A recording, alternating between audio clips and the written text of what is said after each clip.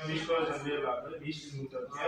Ishchi ham olmoqchiman-da men. Bu ishchi ham olaman deyapsiz.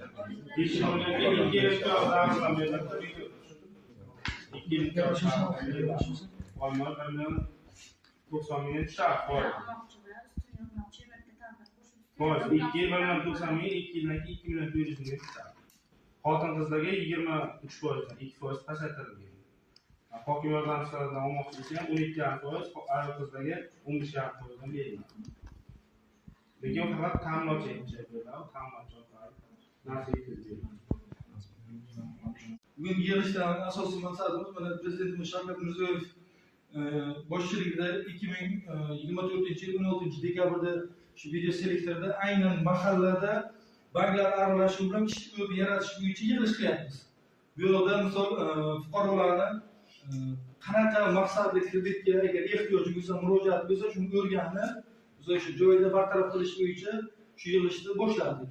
Kimni qanaqa qiziqtirgan savollar bo'lsa, tadbirkorchilik bo'yicha kredit olish istagi bo'lsa, bemalol murojaat qilsa bo'ladi. Mana bu yerda mahalla bankiri, Agrobank xodimi biz birgalikda faoliyat olib boramiz hamkorlikda.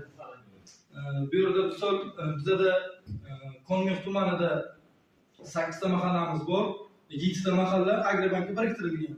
Aynan qaysi mahallada agar istiqomat qilsangiz, agar bizga biriktirilgan bank bo'lsa, biz bilan muammolar bo'ladi, bo'lmasa Agrobank xodimi bilan bo'ladi. Agar kimdan qanaqa muammolar bo'lsa, bemalol murojaat qilishlari mumkin. Qanaqa kreditlar kerak bo'lsa, bizda hozir tadbirkorchilik bo'yicha juda ham ko'p keng kreditlarimiz bor. Shular bo'yicha agar qanaqadir yangilikmi yoki sizlarga bir qiziqtirgan savollar bo'lsa, bemalol murojaat qilasizlar. Eshitaman. Kimdan qanaqa savollar bo'lsa, bemalol bersangiz bo'ladi.